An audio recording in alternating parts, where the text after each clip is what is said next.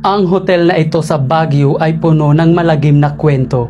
Ito ay ang Diplomat Hotel, isang lugar na may brutal at madilim na nakaraan. Ang pangalan pa nito noon ay Dominican Hill and Retreat House. Ginawa ito para maging bahay bakasyonan ng mga pare, madre at iba pang mga tao na katulong sa simbahan. Ginawa ito noong 1913 at nagtatag din sila ng seminaryo dito noong 1915. Ngunit kunti lang ang nag-enroll ng mga estudyante rito. Kalaunan ay napilitan silang isara ito. Di nagtagal ang Pilipinas ay sinakop ng mga Hapon. Dito sila gumawa ng mga brutal na gawain. Nang matagpuan ng mga Hapon ang lugar na ito, tinipon nila ang mga pare, madre at iba pang mga tao na nakatira dito sa isang kwarto. Dito nagsimula ang kanilang kalbaryo. Walang awang hinalay ang mga kababaihan at brutal na pinugutan ng ulo ang mga kalalakihan. Pati ang mga batang walang malay ay hindi rin pinalagpas. Di rin nagtagal nang matalo ng mga Amerikano ang mga Hapon.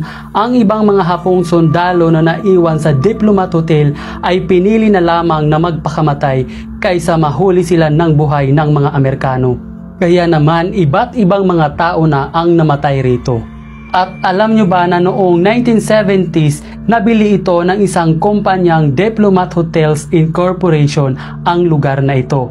Kaya dito nagsimula ang pangalan na The Diplomat Hotel.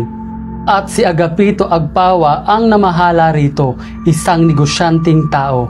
Ngunit sa hindi inaasahan ay inatake ito sa puso, kalaunan ay namatay. Matapos ang kanyang pagkamatay ay dito na itigil na ang operasyon ng hotel at tuluyan nang naabandona. Ayon sa mga turista, pagpasok mo pa lang sa pintuan ay ramdam mo na kaagad ang negatibong enerhiya sa paligid. At may maririnig kang sigaw at umiiyak na mga bata sa loob. At sa hallway naman ay parang may naglalakad kahit wala namang ibang tao. At mayroon raw nakakuha ng video isang pari sa bintana na pugot ang ulo at pag nakita mo ito ay kikilabutan ka.